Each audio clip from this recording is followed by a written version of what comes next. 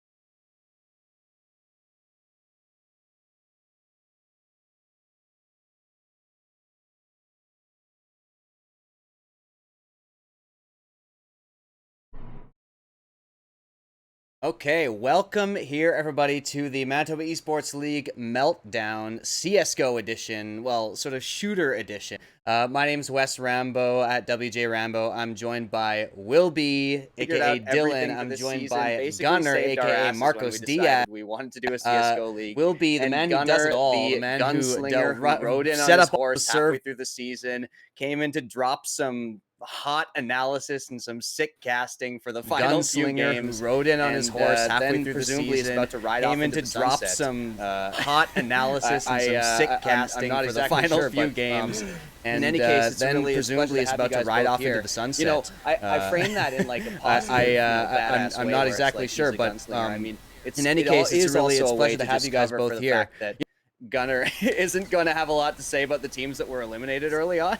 So it is also a way to just cover for the fact that Gunner isn't going to have a lot to say about the teams that were eliminated early on. So you know, just all our cards on the table here.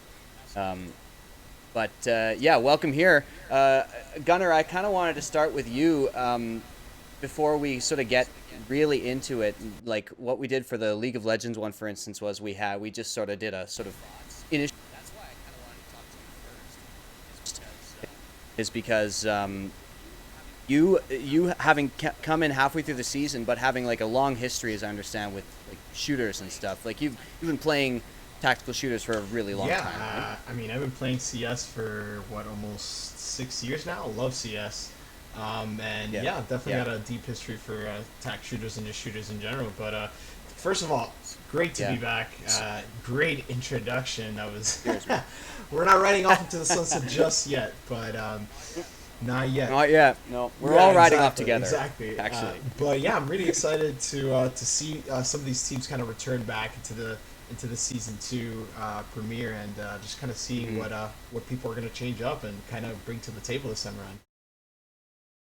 So when you initially came in, like what kind of level of play were you expecting? Like, did you come in being like because this is sort of the mindset I had, I have to admit, where it's like, okay, Winnipeg, like whatever, it's a small community, like just going to be some Gold Nova, shenanigans going on. Like, did you what? Did the level of play kind of meet your expectations? Did it exceed it? Did it like fall short? Like what was your impression of like the level of play? I kind of did have a feeling that it was going to be a little bit of the like more lower tier random stuff, but I was actually really surprised with some of the better teams, especially Kulosk and Weight Slammers and even Howl. Some of the teams that made it towards the end were really showing, they were showing a really good stride. I would put them around the intermediate main level of ESCA League, and that's pretty impressive. That's pretty impressive, especially since this is a regional league, and I was actually really impressed. Yeah, we talk a lot about that in League of Legends, where we have some really, really high-level players, like some of the best in North America, who just happen to be in Winnipeg randomly. But the CSGO players are no slouches either, and some really good team coordination. It went a lot better than expected. Dylan, what did you think of kind of the general? What are your impressions? I thoroughly enjoyed it. Being moderately new to the organization as well, back in April, March, actually end of March, right, basically COVID starting and being able to dedicate time into it. Starting off from week 1, which was great. Had a lot of fun. Really learning these players and these teams and figuring out who's who within our scene. And I really think that there's a lot of personal growth from a lot of players and teams in general. And I thought it was a great, I had a great time. So yeah. Yeah.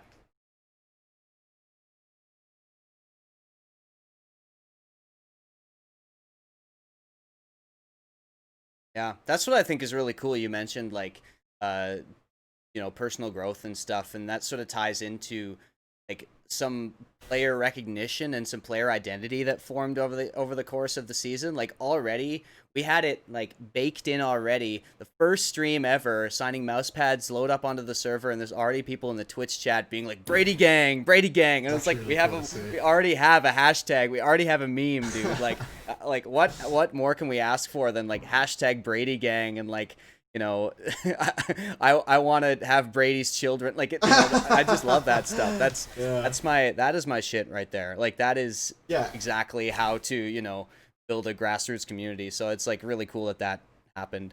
I wasn't expecting. Yeah, it I'm either. not sure. It was cool to see. That's one cool thing too, eh? Yeah, that was one of the things that with the community engagement in the CS:GO scene, like in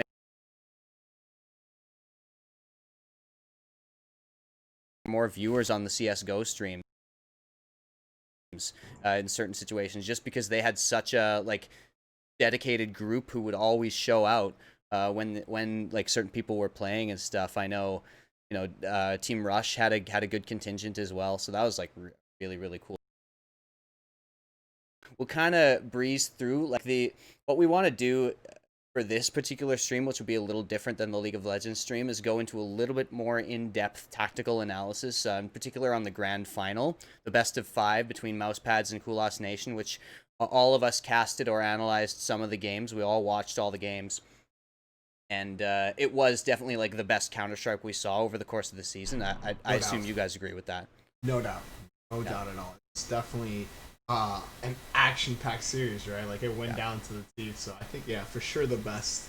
One of the best. I'd say the second best was actually, I think it was in the winners bracket. I want to say before. The Weight Slammers one. Yeah, where they ended up playing. I think it was Kulas. And yes, that's right. Yeah. It was really good. I like that. Yeah, that was surprisingly good too, because Kulas had been stomping them all season, and then Weight Slammers suddenly pull out like some really close play. Yeah, that's a good shout.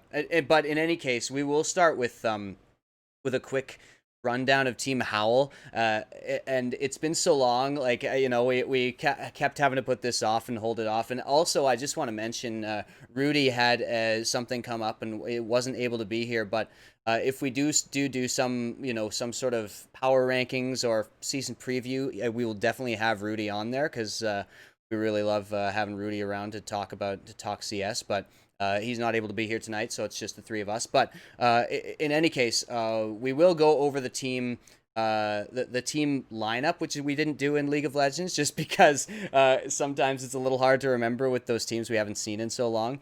Team Howl is the first team I want to talk about. Sparta, Gorklo, Modica, Loki, and Tav.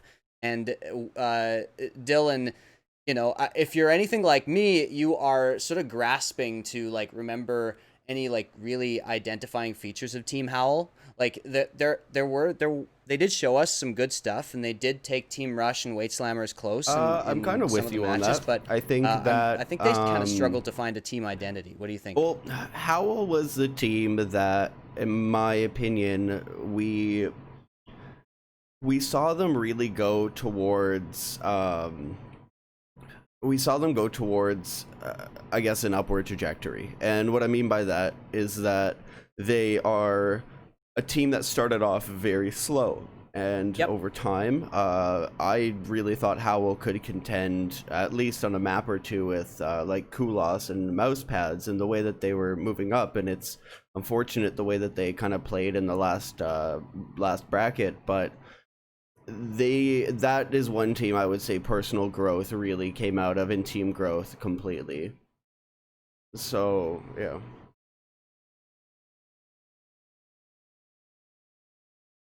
yeah, we had a number of times where we mentioned this, where it was people getting used to playing in a competitive setting, and if you've ever played on any kind of organized team, it's very different than solo queue. It's very different than just loading up with some randoms, and the only thing you really care about is your MMR. It's not a big deal, that this is a very different environment, and at first it feels like you're playing kind of a completely different game. And so all of these teams, besides maybe signing Mousepads, you sort of saw that. You sort of saw them feel that in their early performances. We saw some jitters. We saw some shaky, shots that they missed early in the season that they wouldn't be missing.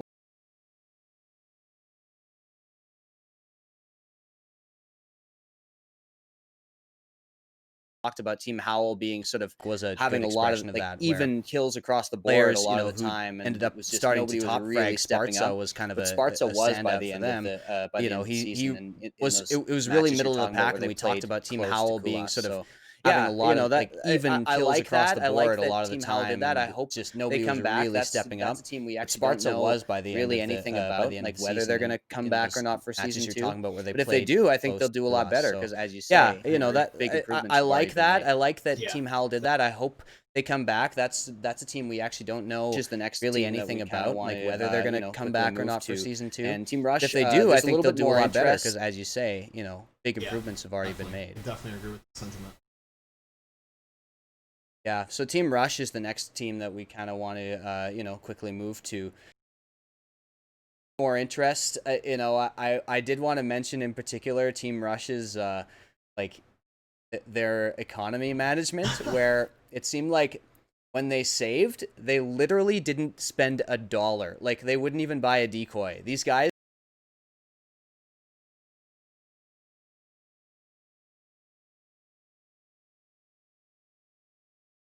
they never force bot at all. What do you guys think of that strategy? Like, is there something to that, or is it like, obviously there are times when you should force buy, but like, is there a place for that kind of like hardline philosophy of never eco or never force buying? Yeah, listen, as someone who IGL'd, there were times where I just didn't want to spend $1. Like, listen, I want to save. I want to have every single piece of utility.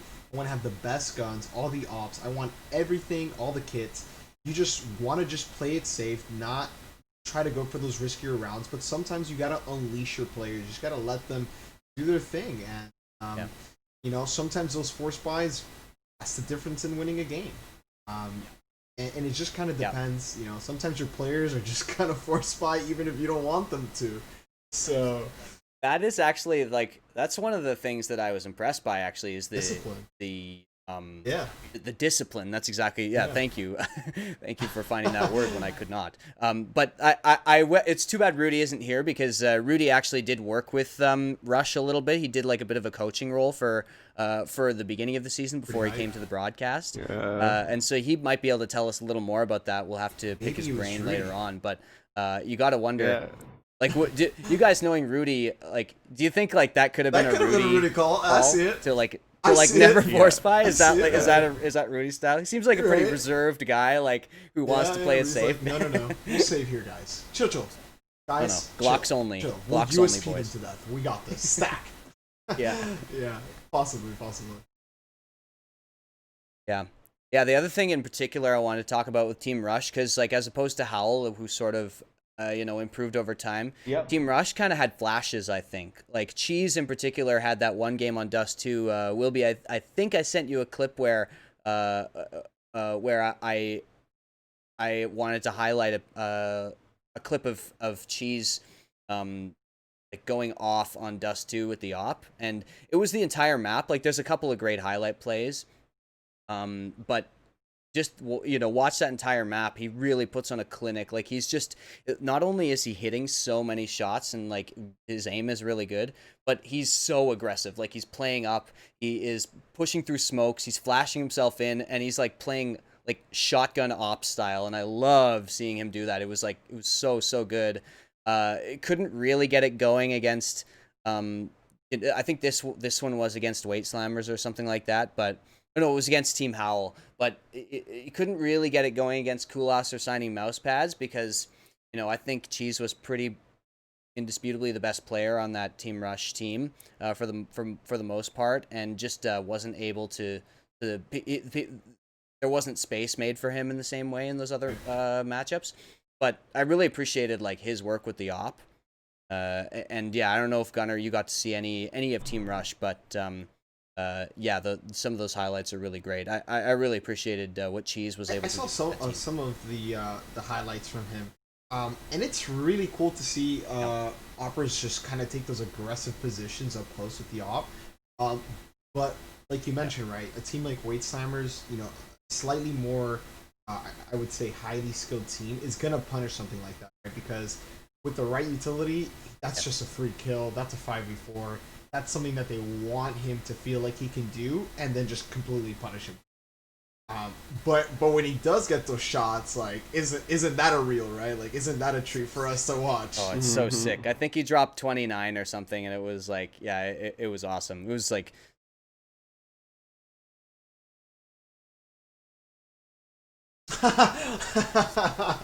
Right.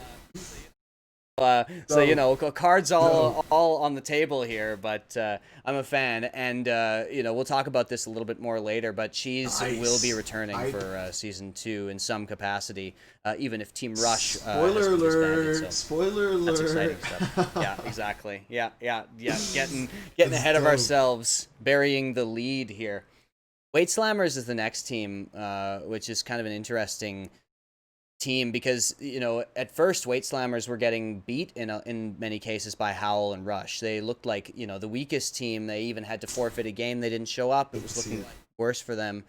But they really improved over the course of the season, and they really were able to sort of, you know, like, I think they were one of the teams least affected by nerves, actually. Like, they were able to sort of just, they played pretty consistently, and they improved pretty consistently over the course of the season. But also, you know, they're another one of those teams where, like Rush, I just remember because I remember Weight Slammers those games with Cheese and stuff. But with Weight Slammers, it's another one where I'm finding it a little hard to like remember a really clear identity. The ones that that you were talking about. I'm gonna take that off now. Weight Slammers were a team that I found. I was always they could pop off, but they also didn't have the, I guess, without sounding like I'm being too critical of them, I felt like Weight Slammers were a team that had to rely on a hero player. So the roster, for the people who don't know, who's the roster for Weight Slammers?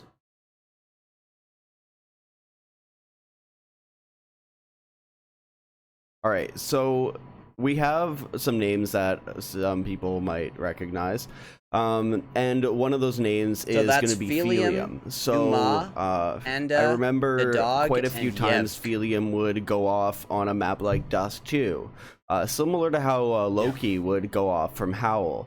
And you'd have a player getting like 35, almost 40 frags, and they'd have to rely on that to come out.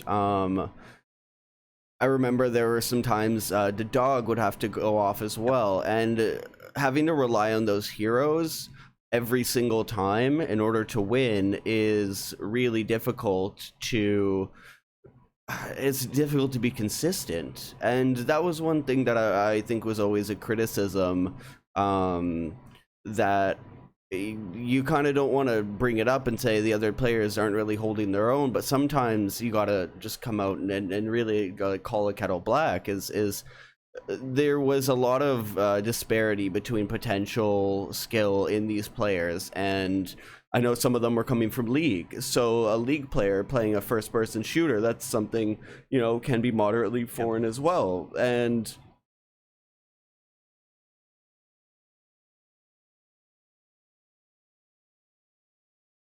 yeah. Right. So being able to have if anyone's that played is Valorant recently, you're gonna know that's if, I guess the players it's came great from for the League. players who pop off, You're but gonna once you know, don't, like, it's a right? little- Like, True. a little unfortunate. yeah. So in that way, it was impressive. I agree. Yeah.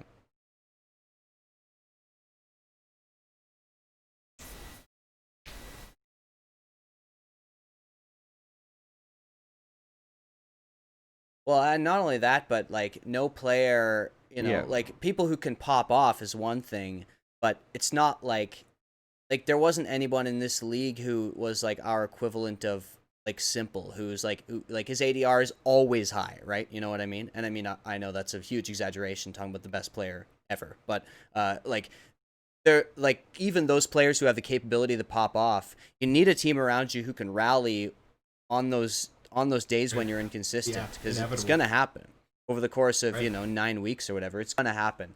So you need that structure around you, where it's like, okay, you know, I'm not hitting the shots. Like I can't take these aggressive peaks I normally take. We have to play differently.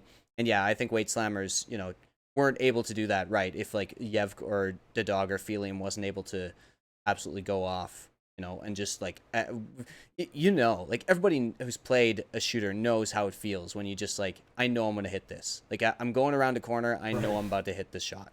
Right. And if you're not there, then you have to win in some other way. Yeah.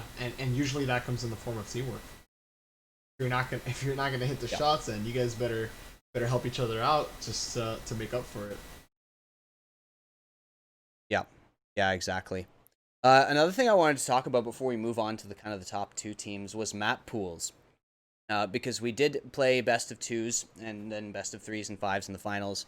So we definitely did get a bit of a lack of variety in the early stages of the season in terms of which maps were being played. We got, a lot of Dust 2, a lot of Mirage. And, at first, of course, in Gunner, this will be interesting for you to hear because when you came in, Vertigo, Nuke, Train, like all these different maps were being played. You barely even saw Mirage. But yeah, it was like all Dust 2 Mirage for the first like 3 or 4 weeks. And that's when we thought, maybe like something I remember saying on the broadcast was that, okay, so we know Kulas Nation can stomp people on Mirage, right? But what if Team Howl, picks up Overpass or something, or Nuke, like one of these maps that isn't as commonly played in matchmaking, say like our Kulas Nation or our Sunning Mousepads, just a bunch of pub stompers who like are able to absolutely destroy people on Dust 2, but don't know any smokes or anything on Train or whatever it is, and. Spoiler again, it turned out really not to be the case. But it was cool that some of these teams, Rush was one who did end up pulling out Nuke earlier on, and it was interesting how teams started off kind of with the comfort zone of like, okay, let's play on the maps we all know. We've played these a million times in matchmaking and DSEA and whatever, and then just in the second half of the season, it was like a full on. It wasn't even a gradual shift. It was like a full on boom. Okay, we're playing Nuke. We're playing Inferno. So that was an interesting thing to see. If you're making a team like going into this league, I think there's something to that. There's some merit to like getting ready some unusual maps early on in the season, and throwing a really crazy Vertigo strat at your opponent or a Nuke or something. To like catch them off guard, because you definitely could see, everybody was shaky at first when they started playing those less common. Well, maps. I mean, maybe teams were just kind of like they didn't want to show what they had, like the trick up the sleeve, right? Yeah. So it's like, okay, well, let's find out where everybody's at on like an even map like a Mirage or a Dust 2 where it's really like game based. Let's kind of figure that out. And then when we really need to pull out, the Vertigo Trains, then we'll really, feel comfortable playing those maps. So maybe, who knows? Listen, I'm a big fan of the less common maps. It's just so, to me, it's really boring to watch some like Mirage and Dust 2 sometimes, because there's a lot that you can do, but like it's already been done, right? But like with some of these less common maps, there's always something, whether it's a boost or something, like you're gonna see something a lot more fun in my opinion. So this is a bit of a tangent, but like in the tier 1 competitive scene, from what I hear, a lot of people just want Mirage out of the map. I'm raising my hand they think now that all these other maps have been updated. I'll sign the petition. Are you guys on board with that? Would you take Mirage out, Dylan? I would 200%. Yeah. Let's get some. Put in like an updated Cobblestone or Cache or something like that. Cobble so much. Yeah. I would love that. I mean, here's the thing, like, I'm not gonna make any commitments or anything, but this is our right, we can do whatever we want, right? So we can have, like, when we initially decided this, we're like, okay, the map pool is gonna be whatever the professional map pool is, but we could have a chat. Maybe we'll poll our viewers, and maybe we'll and our players, and see what exactly they want to play. Like, I'm not gonna commit anymore, but the gears are turning. I'll say that. In any case, let's move on from that into Kulas Nation. Let's move on from that onto our top 2 teams. We'll start with Kulas Nation, who ended up in second place. And I'm right. My bad. Right? So Kulas Nation, Signing Mousepads did win. Signing Mousepads was beating them over the course of the season. Sorry, totally misspoke. Signing Mousepads is the team we'll talk about in that case next. And I really liked watching Signing Mousepads. In fact, in general, this Signing Mousepads and Kulas Nation rivalry was so exciting to me because they were at a very similar level of play the entire time. Yeah. And, signing mouse pads had a really like tactical, coordinated approach, set pieces, lots of like, just very, very organized, where Kulas Nation was like high fragging, like aggressive style. Like it was just so cool to watch those two teams collide. Gunnar, what did you think about signing mouse pads? Well, I'm gonna be a little bit biased here. I'm definitely hashtag Brady Gang all the way. So, no, it was great to see them play. Even though they, if I'm not mistaken, I think Kulas ended up winning most of the encounters against signing mouse pads. It was kind of cool to see them adapt to them and their play style more over the season. And then kind of seeing that last fight between those two great teams. And again, just going right down to the wire, down to the smallest mistakes on overpass, the last and final fifth map of that series. It sucked to have seen signing mouse pads lose in the way that they did, but they were just committing to too many mistakes that Kulas was just capitalizing on. And they did great adjustments over the season to kind of try to beat out Kulas, but at the end, Kulas just stuck with their guns, and it worked out for them. That hyper aggressive play style really paid off for them, and they took the win. So Waste Slammers definitely can beat them. They just have to not make those mistakes that they were making on a map, for example, like Train, where they were doing great, but that kind of just fell apart to that aggression from Kulas. That was definitely a bit of a choke, on Train. Yeah, it was. Yeah, that is the right way to say it. Which is surprising because signing mouse pads was one of the most composed in the grand teams. final, Dylan, what do you think? What do you think about that grand final? Did it go the way you expected? I really wanted mouse pads to win. Honestly, they were the team that I was cheering for, and I'm just in the way where like they just seemed like they had a really great synergy. But you have a player like 2D on Kulas.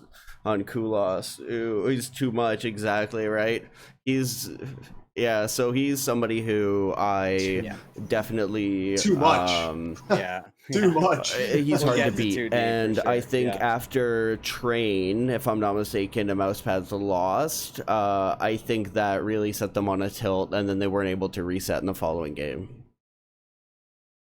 Yep.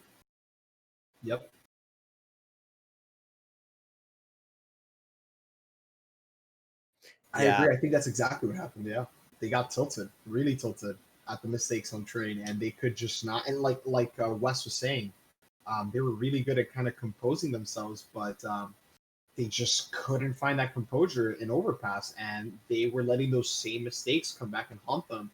And instead of just resetting, they just kind of stayed in the tilt, and you could kind of see it right down to the last minute, the last round of the game. Yeah, really impressive stuff by Kulas Nation, of course. Signing mouse pads, I just want to talk like for a little bit more about their team, and just kind of the spread of frags, because that's like one of the cool things we saw right from the beginning, as opposed to Kulas Nation kills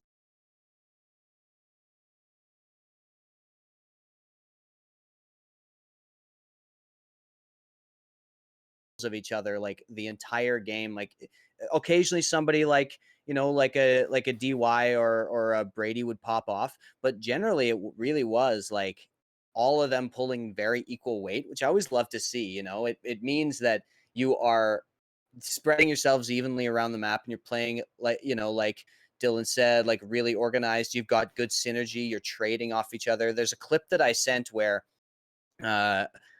signing mouse pads does a hit on a side of Dust 2, and it's just like gorgeous. Like they go in there, it's like the perfect utility usage. They're trading off each other. It's just like it was like a perfect A hit, and just down long. And like that kind of stuff, I can see why, Dylan, I can see why you said like you wanted signing mouse pads to win, because that's just good Counter-Strike to watch. But I mean, speaking of good Counter-Strike to watch, Kulas Nation, and after we kind of go over them, I'll let you guys kind of get more into the weeds on pistol rounds and these kind of things. But Kulas Nation, like nuts rounds from these guys. One of the first games that I casted of Kulas Nation was, I believe, against Team Howl, and they were playing on Mirage, and it was like 4 rounds in a row.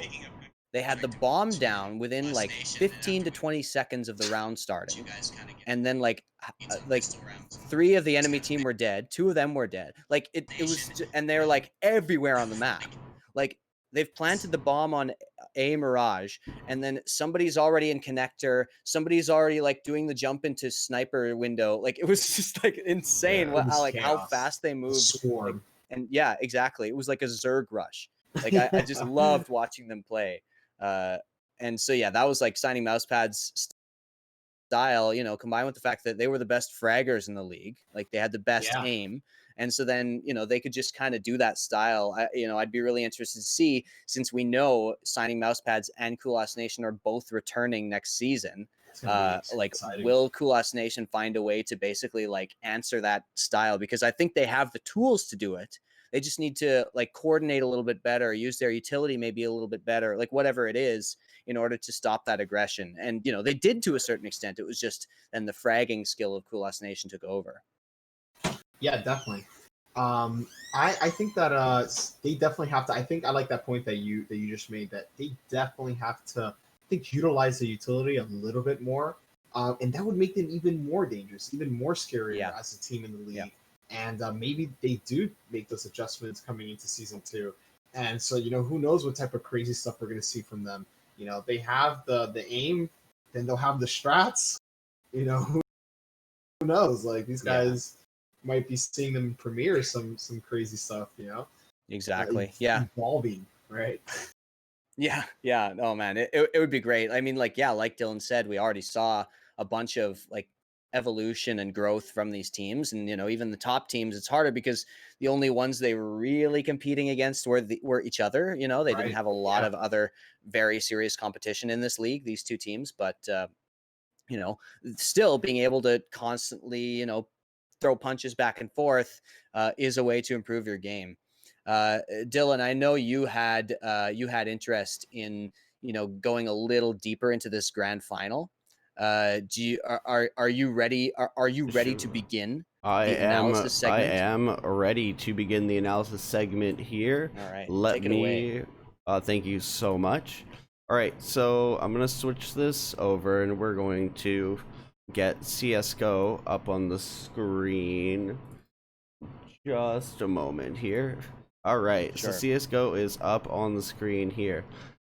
And one of the things that I wanted to go over, and as most people who've watched the stream from before, really, I mean, other times I've talked about analysis, is pistol rounds. I'm a huge fan of pistol rounds because they're a pivotal moment in the game, and you find yourself in situations that you may or may not be able to recover from. So first off, I'm going to start with the Inferno game in the grand final. We're going to take a look at see what Signing Mousepads does, and then Gunnar, I'm going to ask to see what your thoughts are and what they could have done to improve. You know, obviously dependent on what happens, and I'm not going to spoil anything, so we can start this here right now.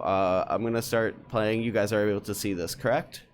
You bet. Yeah. All right. So right now, I want to show that except for one, Signing Mousepads players are kind of sitting back here. Now, sometimes you might see your banana stack, which is exactly like what we're seeing at a Kulas over at B site. But what you also sometimes see is nades coming out if you want to try to catch a team off guard, because you might see something like if 2D, Blight, and McCoy had nades, they could have nades stacked down and maybe killed Dizzo. But as we continue on, we're going to see how this plays out. So Dizzo is up in the corner, he gets flashed, and they pause. And as we're watching this kind of unfold, there hasn't been a push coming out from Mousepads over towards Banana. So it's just 2D and Dizzo in the corner. Because of that, we see that rotate coming out immediately from Kulas, and that is a pinnacle, like, communication right there. That is insane, because they're getting smokes out mid, and as we let this continue, Charles trying to fall back, we see DY and Guz, who are pushing up through arches. They smoke off Moto, but what happens? Chudy gets a frag, but Guz and DY wrap all the way through. Given over here, if Dizzo would have gotten that frag onto 2D, they would have been able to wrap 2 over to go behind Blight. Cadius and Dizzo would have been able to push, but what happens is the 2D gunfight. 2D, yeah, 2D. So he does this thing. He does. We see Guzman taking out McCoy and CT. Now we see Guz and DY splitting. Guz does take a pause it for a second. Yeah, I didn't mean to. If you could pause there just quickly. Well, it's kind of already passed, but like the CTs, like Kulas had a great rotate back into CT, and during the wrap, they were kind of already set to intercept the wrap. Like no matter what Shiny Mousepads did there, they were just kind of waiting for the wrap, and this somehow still plays out to be what to 2v3 right now. But the CT positioning from Kulas was pretty amazing. It was pretty on point there. They were kind of expecting the wrap almost. I don't know if they saw a demo from Shiny Mousepads. Maybe they kind of expected them to do this. There's the flank from mid, and then that's it. Like they just corner this guy in bottom banana. He ends up taking the fight, gets the guy behind him, but it's a 1v2. And Kulas seemed to be in control of this pistol round the whole time. Like they just kind of knew what was going on. They had a read on Shiny Mousepad again. I don't know if that was like a demo thing that they watched, but they seemed prepared for it, if you ask me. And that's kind of what I was, and I'm gonna go and we'll go to the second pistol round on the Kula side,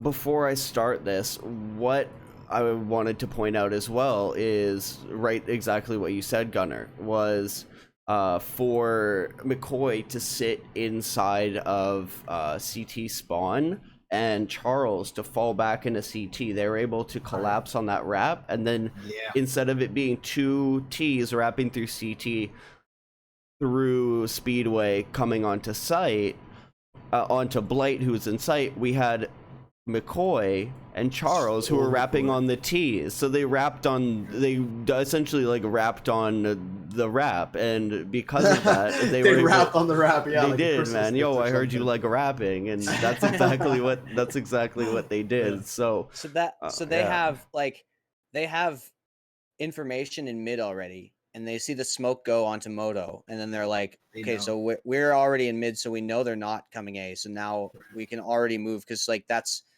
the benefit, I guess, of having a player in a spot like Moto or Arch, is that you can just do that. Like you can just back off and go around to spawn to see that already. It's like a really cool way to play the pistol round.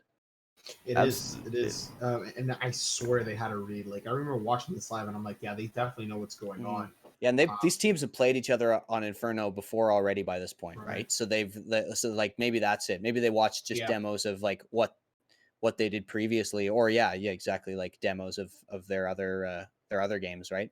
I like that, like you say, it's hard to imagine a way that Kulas Nation could have reacted that way if they hadn't seen demos. So that's cool that you're seeing teams like do that kind of prep work in this league. Right. They wanted that win. Yeah. And it showed. The preparation showed, so. Yeah. Absolutely. So let's take a look here into the second pistol round. Start this here. We're gonna see what happens when Kulas Nation takes it. So the way Kulas kind of takes the... Oh, can you pause it right here first? Yeah. I just want to talk about like the situation Kulas Nation is in on Inferno, which is like CT sided. I want to say, like, it's like generally, especially at this level, you'd expect the better team, which we thought at this time was Kulas, to be ahead after CT side. Right. But that was the thing about Kulas, is that somehow like every map was T-sided for them. They were like just able to use that aggression so well against any team that it was even if they didn't take a lot of CT rounds, somehow it just still felt like they were going to win on T side because of like the pressure they were able to put on teams. Anyway, just wanted to like throw that in there continue with this pistol round. Well, one thing I want to kind of say is I was saying how sometimes nades come out from middle, and we have Kulos Nation grouping up over at bottom mid. And I haven't seen this a lot, but I think this would be a great play. I mean, usually when pistol round, you assume two are going to be banana, but they only have DY, so Guz is actually going to be able to do a quick rotate, and they have stacked the A bomb site. Now let's see how this plays out, because this might be a read onto how Kulos plays, and exactly like what you said with that aggression, they're pushing up into the A site, just running their way in. Brady getting taken out. Dizzo is able to answer that back, but smokes all around on the site, and that's the A bomb site completely gone. DY's on a late rotate from CT. Guzman's over at lane. He does get a pick on him, but he's left in a 1 versus 3, the bomb down, and that's a really hard feat, especially with the way that these teams are playing, and that was the pistol round. So taking that type of aggression is just the key Kulos Nation style, and I always loved watching it, especially somebody like 2D. Like, I feel like he's just on the hunt all the time, and you can see that he's just pushing his team forward, and I think you need to have somebody like that. I've usually seen that out of Guz, to be honest, for signing mouse pads. Yeah, no, definitely that hyper aggression is definitely a staple from Kulos, and that pistol around pretty much is that showing of that signature. Like, it's fast, it's aggressive, it's in your face, and if you miss a shot, they're probably gonna hit theirs, and that's gonna be the round, right? So I was gonna say really quick, one thing before I queue up the second clip is now I know, Wes, you're focusing a lot on League, but you even know about the aggression that Kulos has, so that shows that their kind of legacy within the scene, it's feared. Exactly. Do you feel like if you were playing against them, you would have fear in your veins to play up against their... Oh, 100%. Dude, I had fear in my veins just watching it. like that game against Howell, when I first kind of saw it, it was like, I was like, how did he even get there? Like, how is the bomb down already? You know, like it was blowing my mind. And I love watching that. Like, I love that. I love like that a team has that as their identity, because then when you come up against a team like signing mouse pads so here's what I would try to do, you know, after I had, you know, got like changed my underwear and gotten over the fear, like I would work on my utility, right? I'd be like, okay, so where do they go? What are our setups for the defense? You know, like, and what is our response to everything they can do? Like, what's the tell? What's the response, right? And it's a lot of work to figure all that out for any map, right? So that's what I'm trying to do in that situation. But yeah, I'm scared. Yeah. Point being, you're scared. We're running. I'm scared. I was scared then. I'm scared now. I will continue to be scared of Kulos Nation. Yeah. And season 2, we'll see what they got. Yeah. Let's take a look at this pistol round really quick. And this one is actually on the Dust 2 game, where it's the second map in the series. Now, first, I mean, you could say Rush B, but before we continue, let's stop this. You'll notice that they all start walking into tunnels. 2D's already down in lower tunnels, so I'll let this play out a little bit. But they have Flip and Blight, so as 2D's sitting in the corner, he actually is taken out by DY, and 2D in a rare situation goes down. Right? Early. Without a kill. And Dizzo is still inside the tunnels with a bomb, yet we have cat control coming out of signing mouse pads. So that's one thing where McCoy and Charles are sitting back on the A site, but Dizzo still has bomb at B, just waiting for that push. And I'm assuming if Flip were to push, Dizzo gets the kill and Dizzo runs into B site. But I'm going to pause it here really quick. So we have DY, who's already up at CT. We have KDS waiting for that long push, and Brady at doors. Brady, most likely, gets that frag onto flip, and then we have a smoke just chilling over towards CT. Is So that now, up top or is that CT? I thought that was CT because I thought they Or did is the it cat? drop. Let me see. Because that That is a makes oh a pretty no big difference. oh no it that is on was cat. Yeah. it was on a Yeah. cat. Yeah. I thought that it was a CT smoke rather. I've seen them drop before like that, but Yeah. that also kind of stops, I guess, Kulas Nation from knowing whether they're up on bricks or not. And then this round coming out to McCoy to have to clutch it out. Boy, hitting the shot to just save his team. Yeah, that was a good round. I really did enjoy that pistol quite a bit. But that's the type of thought that we see out of Sandy Mousepads. And then we'll do one more. We'll do the following pistol round on this, and then we can chat a bit, and then we can go back in a little bit more analysis after. I just really like that Sandy Mousepads wanted to go B, right? They had that heavy B tunnels presence. They took cat, they faked cat a bit, and then still ended up at B. And you wouldn't expect that, that fake come out at that point, right? Especially if you take if you take map control over at cat, right? Like you're probably gonna see some type of dedication, but they just ended up still going back to B, and it almost worked out in their favor, right? It was down to the 2v2, just people making the wrong peaks, but definitely could have gone the way of Sandy Mousepads there. Let's see what happens with the pistol round on Kulas Nation now. So, Kulas Nation did end up opting for the A to long kind of idea. We had Flip, who was sent out. But the setup from Signing Mousepad is really nice. Guz actually pushing up tunnels, and there you'll notice right now there's a very fast rotate over. They know. They know exactly. Flip actually taking out KDS on site.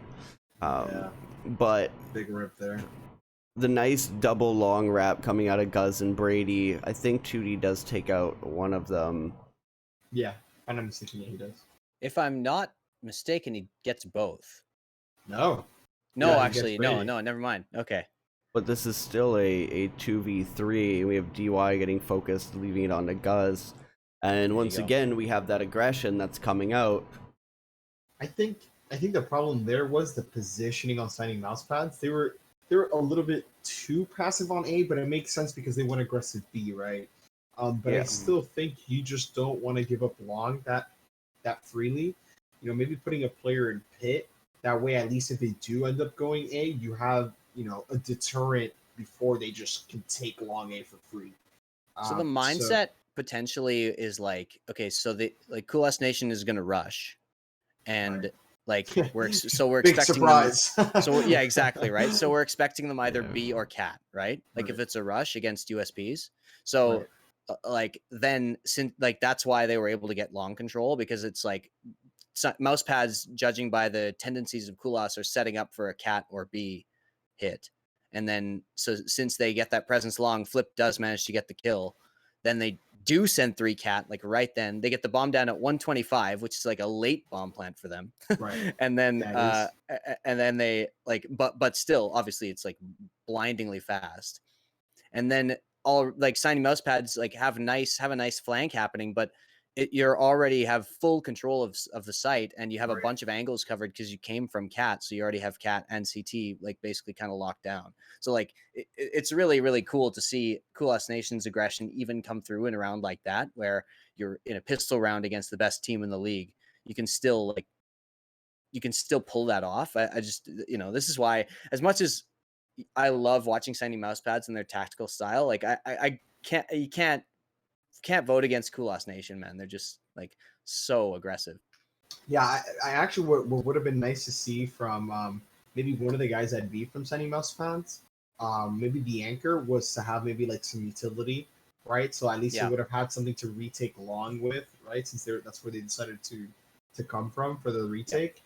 But they didn't, right? And then 2D, you have to deal with 2D, right? So it's 2 of you, but it's also 2D. So it doesn't, it was still good trades, but at that point, 2v3, it's gonna be rough. It's gonna be rough. Mm-hmm. Yeah. I mean, just like I like we can continue with the analysis, but we can just pause for a moment to like talk about 2D, the best player in our league, no For sure. question. Just like multi-kill rounds all day long, like hitting shots, like easily the best aimer, like the best like raw fragging power out of anyone in the league, and nobody else came that close. Like there were other players who had flashes of it in a game or two, but 2D did it every game.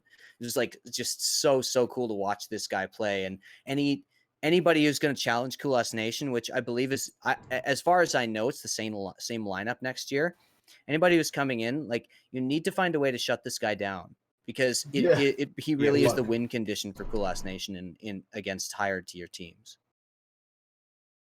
The thing is, he doesn't play one spot. Like he's very dynamic with his position. That's true. He'll play anywhere. So you can't even be like, all right, we're gonna shut down this part of the map because we know he's there. Yeah. Siphon off that area. Yeah, exactly. He's everywhere. And that's scary if that, you know, if you do come to the realization like, oh, we have to stop this guy, right? Like, it's going to take more than just trying to stop an individual player. You're just going to have to show the whole thing, essentially, somehow, some way. That's why I'm kind of excited for Cheese to come in with a new team, because, you know, he, like, obviously not as good a player as 2D holistically, but his opping, like, he has the ability to win an aim battle like once in a while. Like, you know, if he's on, he can go toe to toe with this guy, like, you know, at an angle or something. And so, like, if Cheese is able to like get rolling like that, you know, he can sort of be what you build a team around in order to make something happen, to like to challenge that style. So that's like something I'm really excited about. I hope that really pans out for him. I'm not sure. I don't know anything about the team coming in. Who knows? But it's just going to be really exciting to watch 2D next season and see like how he's progressed, and, you know, what how people try to deal with him, and get some more highlight reel clips. You know, it's all good. I'm really excited. Cheese was a player I did enjoy watching as well, and he just went for shots. Like, he would just like a shot a shot I would never go for. It's like I would never peak that, and he would do it. You know what I mean? It's like his teammates were telling him no balls every freaking time. He's like, oh yeah. He's like, all right, hold my beer. I'm not going to do it. So and it's cool to see someone not be like, if you're going to try to be the star, time he would get it. Like, you know, and he would get it, right? And he was an idiot and he died. No, like 50 to 75% of the time he would get it. And you gotta have that confidence if you're gonna go for those shots, right? Like, exactly. He definitely had it. So and I can't wait to see more of that confidence from him and his new team. So maybe he's building it around himself. Maybe he's gonna go for a different approach. Yeah, he's definitely an opper. Like, he was like kind of like the JW style, where he would play like Nova until he had enough money for an op, right? Like, So you can build a team around him, but you do need some riflers. Exactly. Yeah. No, that's it's really great how many oppers we got out of the season, though. Hey. For sure. Yeah, and they had some teams switched it around a little bit. Like, I'm looking down the line, because Terley used the op. Like, it was often McCoy on Cool Ass Nation who was doing it, and then. You know, there was like Modica did it a little on Howl. It was like we had some good opping that happened, and everybody was gunning towards that op. Like, everybody wanted one, which was cool. Like, I like that. I like when sometimes when teams have this strategy where they don't use an op, or they have only a secondary opper. Like, a team I'm thinking of in the pro scene is like Team Liquid, where they like have Nitro or Stewie on the op sometimes, but they don't have a dedicated opper, and they don't always use it. Like, I like when teams use the op. Like, I like when they realize this is the power of this gun. We want to use it. You know what I mean? Right. And you get op battles, you get like different positions. You can get crazy highlights and collats and stuff.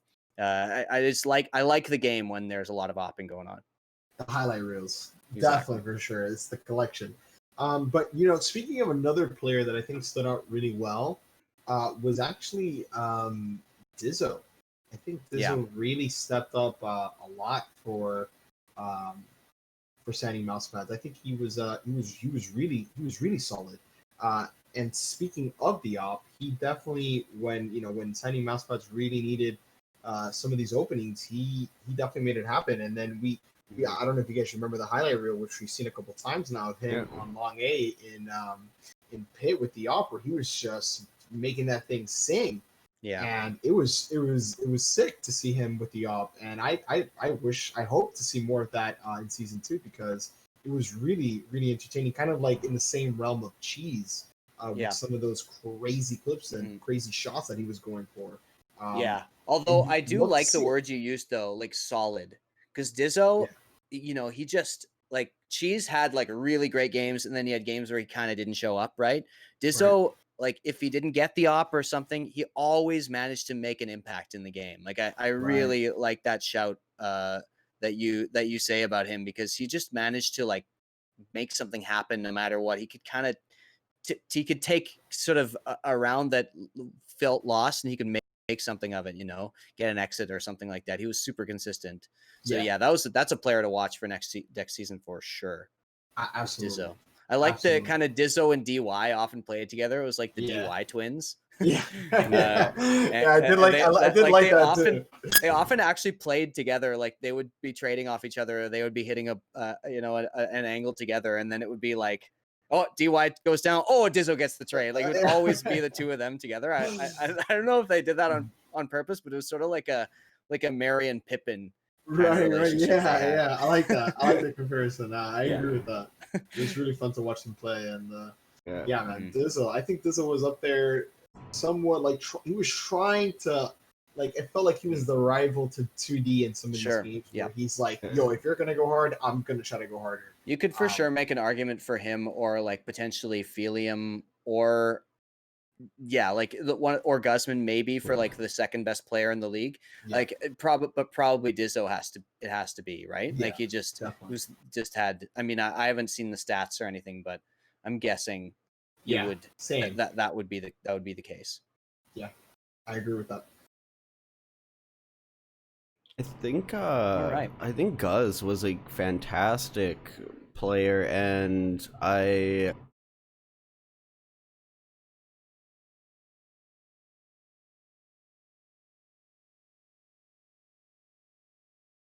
it was Guzman and Brady were like the clutch players, eh? Yeah, like, you could rely on them. And they were often left at the end of a round having to clean up 2 or something. Yeah, Guzman definitely. I liked watching Guzman a lot. I liked, like, to me, I'm not a great Counter-Strike player. I'm like whatever, but that is the kind of player I want to be, right? Where you can like, that's like like watching him play is like how I think I play. You know what I mean? Like that's how I feel about Guzman. Like he's got a really like idyllic style of Counter-Strike that he plays, where it's hard to explain it beyond that, really. I haven't fully formed this idea. It's sort of coming through to my head right now, but it is true. Like I would see guys a revelation. Like he's making the same decisions I would make, where it's like he's trying to be a cerebral player, but then he also he hits the shots, right? Which is like where the disconnect between me and Guzman starts. So you hit those. You hit those ones. I've seen you hit those. Yeah. Some people have seen me hit those. That may be true. Yeah. Were there any like more particular rounds you wanted to go over in this grand final, Dylan? We got some other stuff to talk about with these two teams, but were there any other rounds you wanted to break down in particular, or do you want to just keep the highlights rolling? I mean, we can keep the highlights rolling. I there wasn't anything. I mean, it's not anything that we haven't already talked about. So it's the same type of just aggression that we saw at Kulas Nation, and the really methodical plays out of signing mouse pads. I think both of those ended up really giving us a great idea, at least in the first like couple scenes we went over. I mean, we could go through them, but it would really just be the similar ideas, because that's kind of what we saw the entire series. Yep. Yeah, and the entire series, and like what I liked about this series was it was sort of a microcosm of how these two teams played throughout the entire league.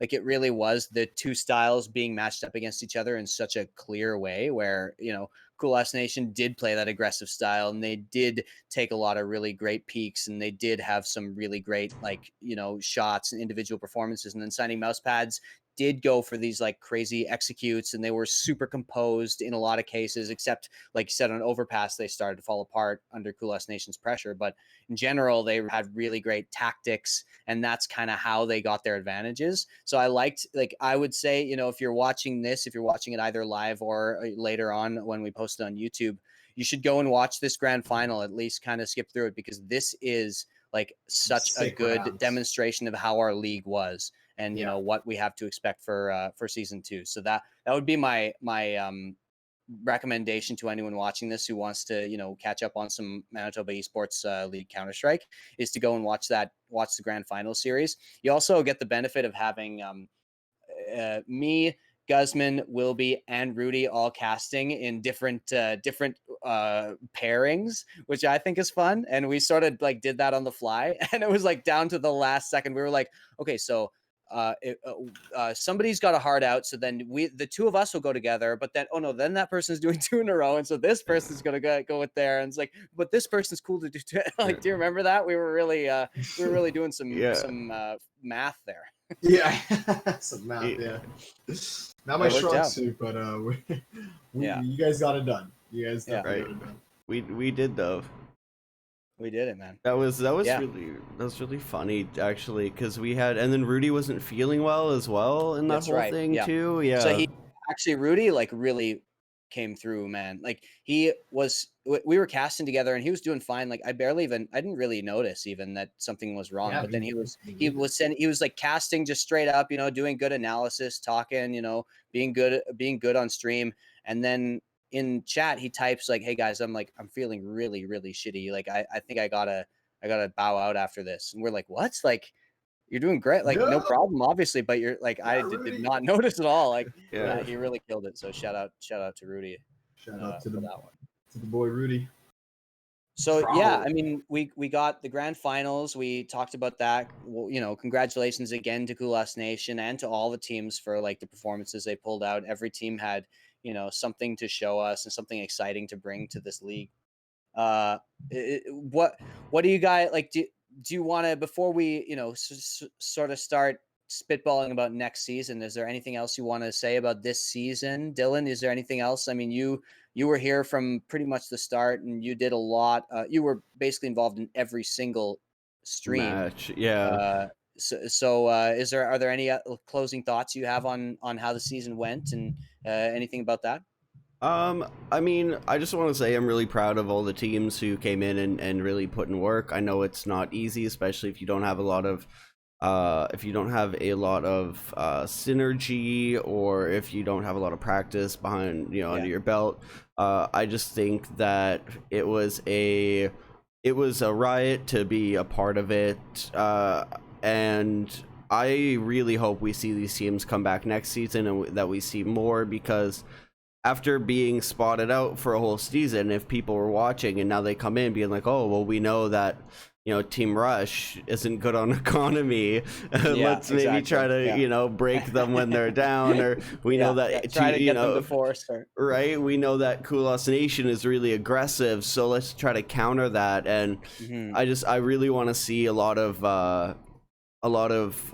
players coming into this now with an idea of what it is to just really take what they learned, and also for the players, if you guys end up watching this, to take what you learned over the season as well. It was really fantastic to be a part of the whole thing, but seeing the growth, like I said, Team Howl had the most amount of personal growth the entire like series, in my opinion. Like I think they were the ones who were really, if you want to talk about how much you can actually excel and exceed expectations, they exceeded my expectations, at least later in the series. And like I said, I said this before and I'll say it again, it's really unfortunate they weren't able to close it out I would have loved to see a Team Howl versus a Mouse Pads, and that would have been a great lower bracket final. But we got a Weight Slammers and Mouse Pads, which is great as well. But I feel like Howl really put in work, so I really want to see them come back for next season as well. And just thanks to all the teams that came out. Yeah. Yeah, and I don't want to. I'm not sure if we're gonna cover this here in just a bit, but do we have a list of everybody that's going to be participating in season 2? We don't, because registration isn't closed yet, so we don't have everybody yet. I can tell you a little bit. I can tell you that Kulas and Mousepads are returning. I don't know if it's going to be the exact same rosters, but those two organizations are coming back. Weight Slammers is coming back as well, though I don't think it's going to be the same lineup. Like, I think it's going to be someone else. Right. I know that I've talked to him personally. That they're not. I don't know if they're signed up yet, but he said he's putting together a new team. This is like months ago already, so definitely that's underway.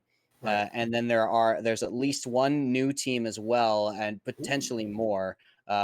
We've got a bunch of people who are interested. There's the people in the community who were keeping up, and people come up when it gains a little traction and be like, how come I didn't know about this, right? Like, well, now you do. And so hopefully we're gonna get a bunch of new teams coming in. And to challenge, and we do have, so like there has to be some Manitoba presence on the teams, and they have to have some sort of Manitoba representation, but we are allowing players, like for instance, most of Cool Lost Nation is from out of town, where they're from Alberta, so we are allowing other Canadian teams.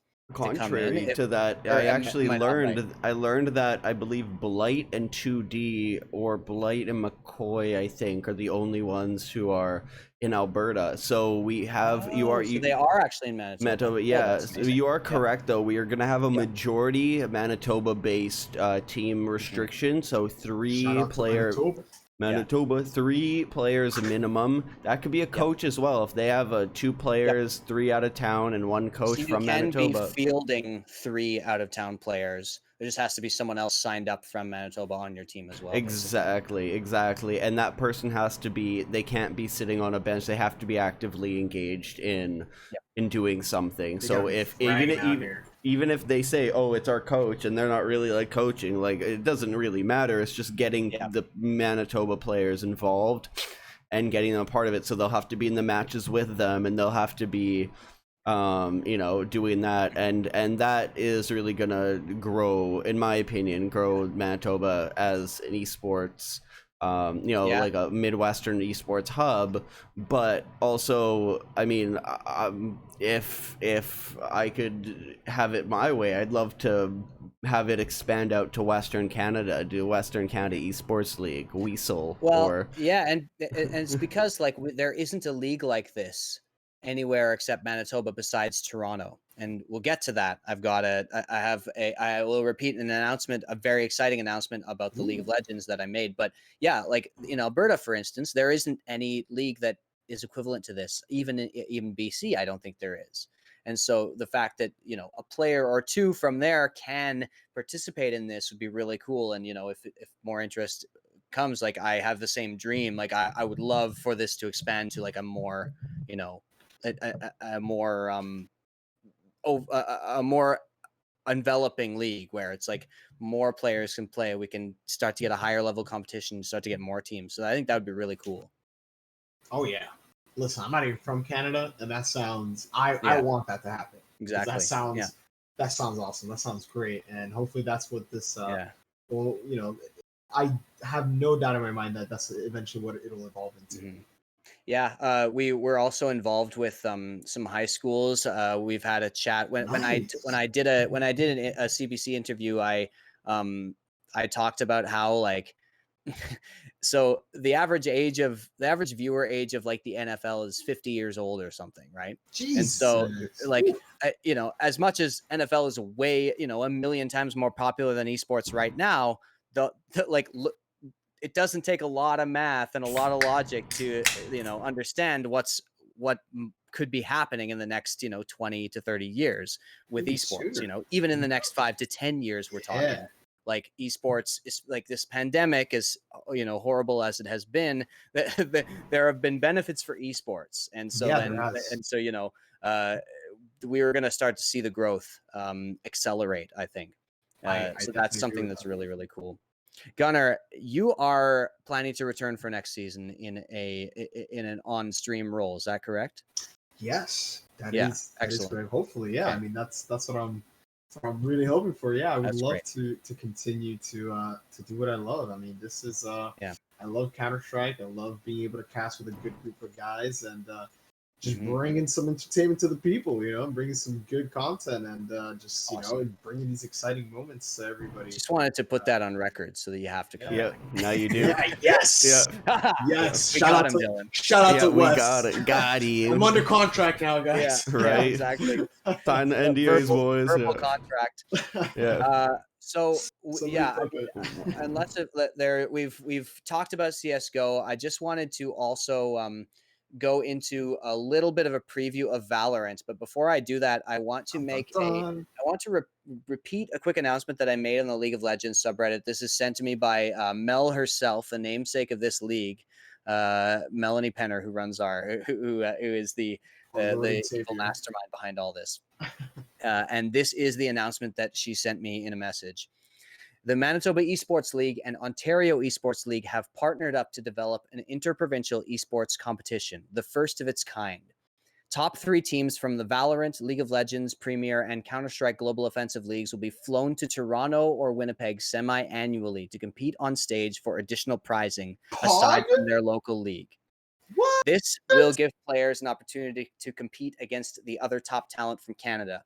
This tournament will take place in November in Toronto, hopefully, Ontario, and June in Winnipeg, Manitoba.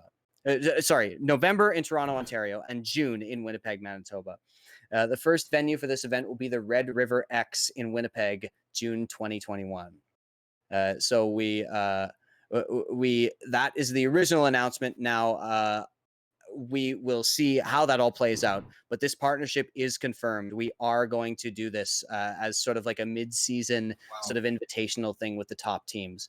So it's like one of the most exciting things. Couldn't contain myself. That's poggers in the chat. That is hype. That is super hype. That's a sick announcement. Really, really excited about that. It's just another, to me, it's just another reason to sign up and try to get to one of these top teams, because we might be able to, we're talking to sponsors. We're gonna fly you out. We're gonna set it up. We're gonna do the finals at Red River X. It's gonna be like, it's gonna be hype as hell. Wow. Speaking of that, I'll just quickly shout out. We have partnered with another sponsor called Herbaland, which is like a performance. They do like performance gummies. So it's like, I don't know if you've ever run a marathon, either of you.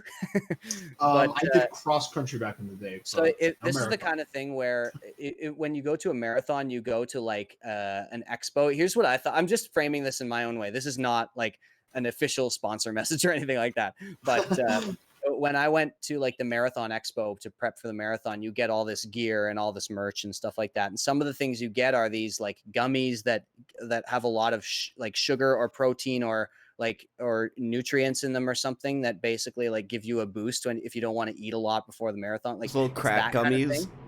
Yeah, basically that. Yeah, I mean, I don't want to remember we're partnering with these people, so I don't want to go too. I don't want to go too edgy. They're so good. They're so addictive, just like crack. Shout out to Herbaland. Yeah. But they are we are sponsored by. We are going to be sponsored by them. We are working with them. Mel has already gotten a bunch of merch that she sent. I heard down the pipeline through the grapevine that they are making like an esports gummy where it's like it might have like some kind of like caffeine in it like or something like that. Or something like that. First, folks. Yeah. But we're gonna be partnering with them, so that's another really exciting partnership, along with, of course, Red Bull, Inland AV, and No Frills, who are our major sponsors currently. Thank you. Shout out to all three of those, by the way.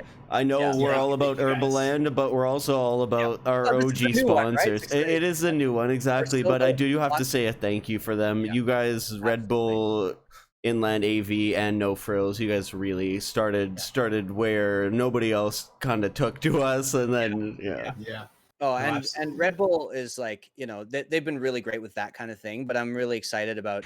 I really like Inland AV and No Frills, these more local, more Yeah. like companies who want to get in on this. Herbaland is a similar thing. They're a startup as far as I know, and they're like, they want to expand, and I think they have a product that's really good. So I think that's going to be really cool. Not to get too shilly or anything like that, but No, we let's are chill really. out, man. Yeah, no, These are our sponsors, right? fair enough. Yeah, Herbaland, fair yeah. enough. You No, guys want gummies? We got your gummies. We got the squishy. You got what got you it. need from so Herbaland. Yeah. so we got the squishy. Oh Yeah. man, and we're gonna be giving out merch on stream. We're gonna be doing that kind of thing, and so that'll be exciting. But moving along from there, that's just kind of a cool development within the league. We are also starting a new game next season, gentlemen, and that game is Valorant, which is the new. Ooh. It's the new Riot shooter, tactical class-based shooter, or character-based shooter, I guess. Agent. You have to get it right, Agent-based, yeah. Wes. Now there you go. Well, I mean, they're Agent-based. classes though. Yeah, They're they're still classes. classes. I agree with that. Controller, whatever Yeah. the class. Duelist. Anyway, Yeah. we don't have a Duelists. lot of info. We have a couple of teams where I know that there is interest in Valorant, and that registration date also isn't really anywhere near being up yet, so people can still sign up for that.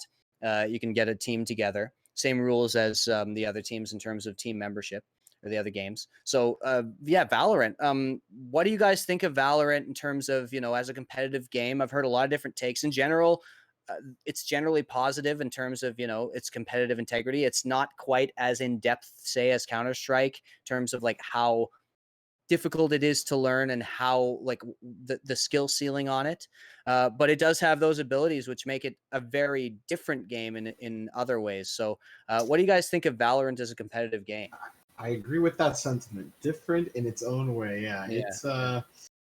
Wilby, do you want Yeah, to have some words insight into it? old Valorant? Yeah. So Valorant's a game that so I guess as somebody who's been playing Counter-Strike for years, and I'm talking like longer than most of the kids in the scene have been alive, years. Yeah, legit. Starting back in like 1.3, being able, Ooh, yeah. as a real like player, playing like beta version of it and getting it as an addition to a game when you buy it. Like CS is life. CS has been with me through longer than my relationships, and it's just it has such a replayable quality to it. I've always said this, Counter-Strike is more akin to chess than it is to Call of Duty, just mentally. However, Valorant has that tactical shooter aspect, and do I think it's going to replace CS? No. Do I think it's better than CS? Personally, I think it's just different, and that's just like what Gunnar said, is Valorant is such a unique style of game where you have that tac shooter mechanical necessity along with the Overwatchy class style of abilities where you can go and you can just really utilize your the way I look at it is these abilities are like utility, right? So it's the same as having like a Molotov or an HE or something like that, and the amount, essentially, I think the skill floor is a lot lower in Valorant. Personally, I think that it's a lot more easier accessible to get into it. Absolutely, just like Dota versus LoL, right? You have League, where it's a lot easier to get into. But League also has so many heroes or characters or whatever you want to call it. Yeah. And Dota, a little bit more difficult to get into. So, and I think, and I mean, you might hate me for this, Wes, but I've always thought Dota to be the CS of like MOBAs, where I would say I'll just say now I fully agree. Like Dota is the game with more competitive integrity than League of Legends by a small margin, I'll say. Like some people think it's like not even close, and I think it is close, but yes, Dota 2 has a higher skill cap. But Yeah, and I would say I more or less agree with everything you said in general. Like, what's cool about Valorant is the variety, right? Like the Yeah, it's fact that fresh.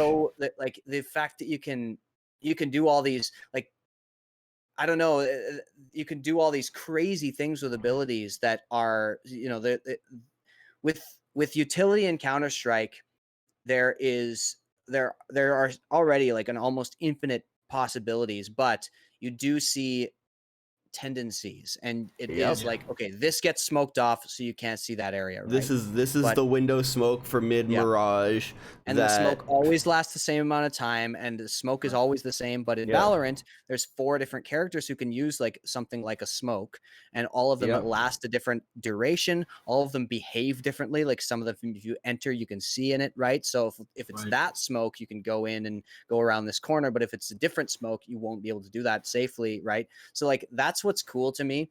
I think that the reason I generally agree with you about CS:GO is that it is like the limitations actually expand the creativity as opposed to, Yes. you know what I mean? Yes, Like people can't like rely having, on that's why chess is such a, you know, like Beautiful the game. classic cerebral game, is because it's not that complicated of a game on the surface.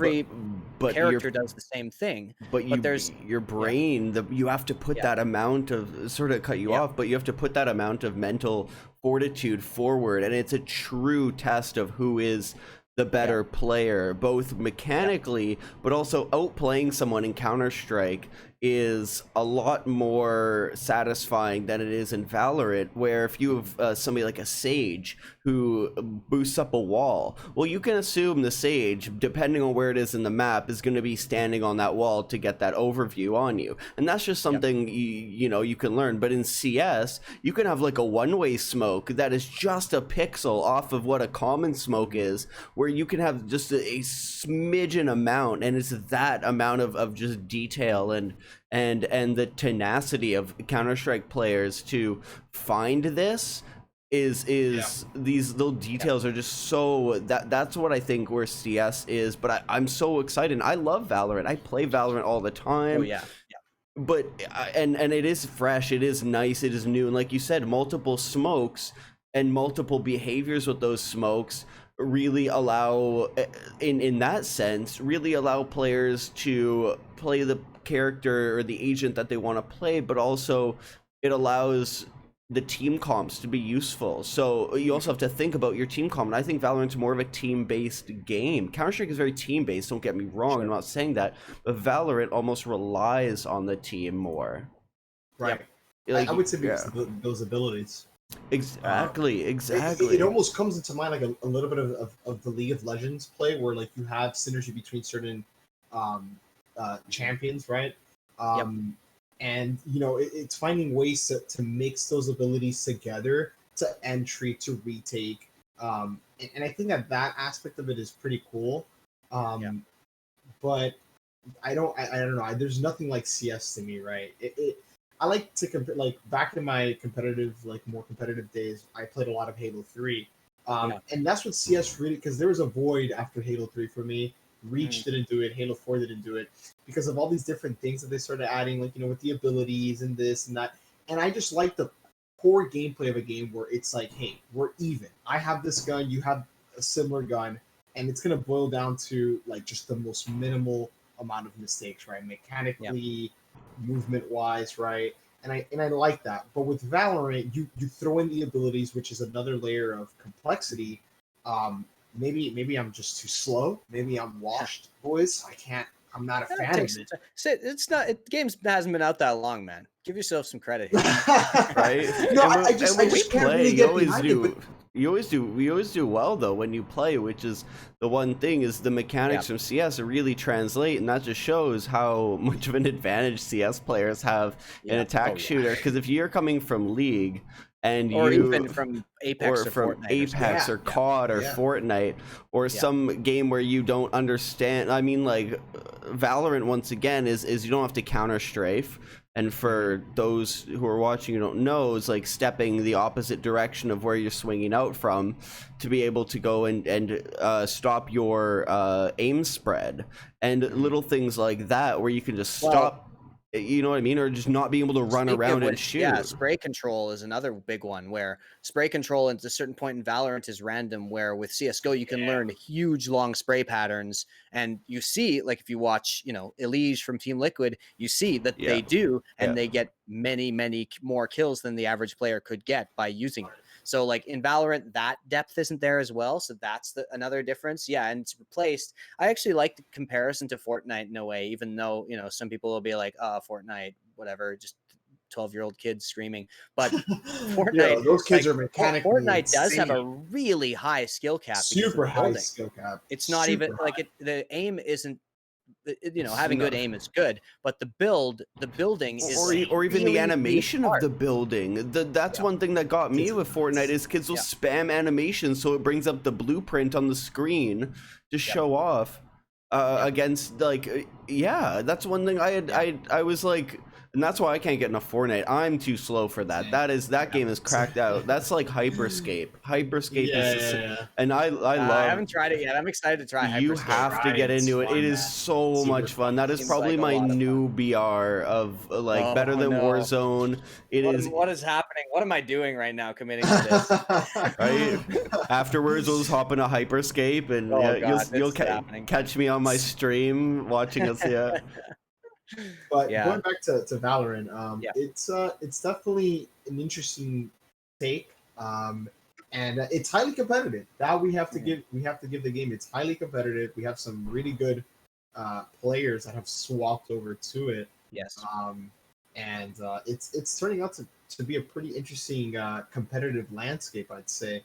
And being able to kind of get into that landscape with the Mel League is going to be really cool to see what type of teams come out and what those teams are going to come up with, right? Because the game, like you guys mentioned, is still pretty fresh, right? So I think we're going to see some insane stuff coming out. Yeah, strats are still being built, right? Like some things have been established. Whatever, Cypher plays this spot because of the tripwires, but there are so many things to discover about this game. It does have that amount of depth where we know things will be learned about this game especially within the next little while, and I'm excited because this is the type of league where you could see literally just brand new strategies appear. It's new enough and deep enough of a game that can happen. So that's something I really like, and I'm very, very excited to see some Valorant. I've been playing a lot. Valorant is the game where I'm technically ranked at the highest right now out of all the competitive games I play. I think so. Yeah, not that it's that high, but that's the game that I'm playing the most, I think, and that I'm kind of enjoying the most. I play, like Wilby said before, I come from sort of a League of Legends background, and I've played a lot of League. I've been playing pretty much since season 1, and I've been pretty highly ranked in it. But I love it as a competitive game now, and as a solo queue experience, it is not my thing anymore. It is you just don't have a lot of agency. Like you really are just relying on your team to not lose in a lot of situations, where in Valorant, it's like we said, it is very team based in similar ways to League, but since it's a tactical shooter with low time to kill, you do have a lot of agency. And so it's a really great game to get into if you want something competitive that's satisfying, in voice comms way. Voice comms, that's one thing League doesn't have, right? Is voice comms. And I think that is a downfall of it. But also, if we had voice comms on the League, you would really see how toxic the community is. You would see the type of stuff you see in CS. And as much as I love CS, the community is horrible. I've always been a proponent of the fact that voice comms would actually reduce the toxicity, though, because a lot of toxicity first of all, because a lot of toxicity can often come from people who they would be embarrassed for people to hear their voice because it's unchanged, for instance, or something like that. So that's one thing. But also, just you can't hide behind a keyboard when you have to speak out loud, right? Like some people, very outgoing, belligerent people, will still be toxic. But I think and they will still be just as toxic. But I think it will be fewer people. Well, Gunnar can hear you. I avoided saying any names. The record will show. Listen, I don't know what you guys are talking about. I'm a nice guy. The best player, nicest, Well, yeah, I mean, I don't know. I mean, we could probably shoot the shit for a couple more hours if we wanted to, but I think We we should wrap it up here. We've basically gotten through everything I wanted to get through. Unless if either of you guys have anything more in particular you want to shout out or anything, I'll just shout out, Dylan for getting the stream set up, and Gunnar for hopping on. Thank you so much, everybody, for thank you so much to both of you for joining. Rudy, hope you sort out whatever is going on, and then you can join us for the next one. Here in And spirit. yeah, Big we'll love, see you guys Rudy. soon. Anything else, guys? Yeah, Gunnar? I'm gonna continue the shout out train. Shout out to Wes for reminding me about today's stream, and thanks I got for Dylan, like always, for making this whole production happen. Shout out to Mel for the lead. Shout out to the sponsors. Really excited to hear about that new sponsor, Herbaland. I'm gonna have to look into their products myself. Yeah. And can't wait for season 2. It's gonna be hype, guys. And Valorant, boys, Valorant. It's gonna be exciting. Oh, it's gonna be fun. Absolutely. Dylan. Thanks so much, Gunnar. And yeah, once again, you know what, I appreciate both of you guys coming on and doing this. I know, Wes, you put together a game plan, and I want to make sure that next time we do this panel, we have no mic audio issues, nothing like that, no delays. And that's the one thing I want to keep working on as well, to make sure that, exactly, the production is top quality. Do want to say thank you, Mel, for kind of get everything together for all of this. This has been fantastic. Really excited also to see Herbaland, to see Red Bull coming back, Inland Audio Video, and No Frills for season 2 as our sponsors. And then big shout out to all of the players who are going to be in season 2 with us. I can't wait to see what happens, both with Valorant, CSGO, League of Legends. And thank you. I actually, big shout out to Kieran on the League of Legends side. I've been working very close with him with a lot of production stuff. I do want to say thank you for being able, to work together as a great team, and I can't wait to see what we can do going forward.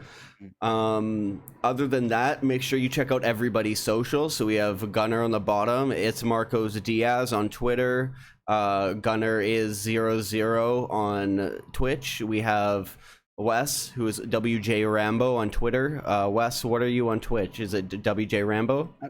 No, it's JS Rambo. I don't know. My branding strategy has to All right, we'll change that. I need to. Don't worry about it. I don't even know what I'm doing. Drop me a follow over there, twitch.tv/JS Rambo, but WJ Rambo on the socials. And Manitoba Esports Association, manitobaesports.com. All our social links are up on the top right when you navigate to that website. And we're about to actually launch a new website in the next little while, so that'll be exciting. That will be coming up. Either way, our socials links are out there. Perfect. Well, thank you so much, everybody, for watching this. Thank you so much, Wes, for putting this whole thing on as well. I can't wait. Actually, quick question for you. Yep. Are you going to be doing casting in for CSGO and part of the stream team for CSGO going for season 2? Or are you going to be primarily League of Legends? Or will we just see you pop in every once in a while? So that is the question, and we'll sort of see. It might depend on quarantine restrictions. As some people will know, my job is going to be one of the last ones that comes back in terms of things being okay with social distancing, because I am a professional singer. So any kind of performance or large gatherings for art is the last thing to come back, especially in Brian Pallister's Manitoba. I won't say any more than that, but anyway, yes, our performance is not the priority right now, which is, in general, it is understandable. And so I've got a lot of free time. So hopefully I'm definitely going to want to cast some Valorant. I will cast League of Legends for sure. And I'm going to try to cast CSGO as well, because I love CSGO. But Valorant and League of Legends, I think, are going to be the ones I'm sort of heading up more so.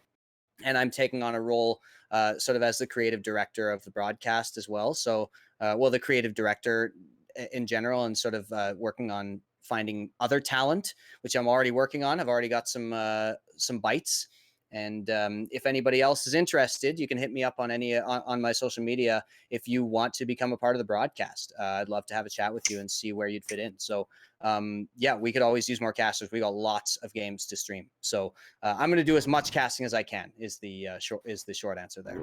Perfect. That's great to hear. Well, yeah, I'm really excited. So Wes, without further ado, do you want to sign us off? I got nothing better than what Darren always says at the end of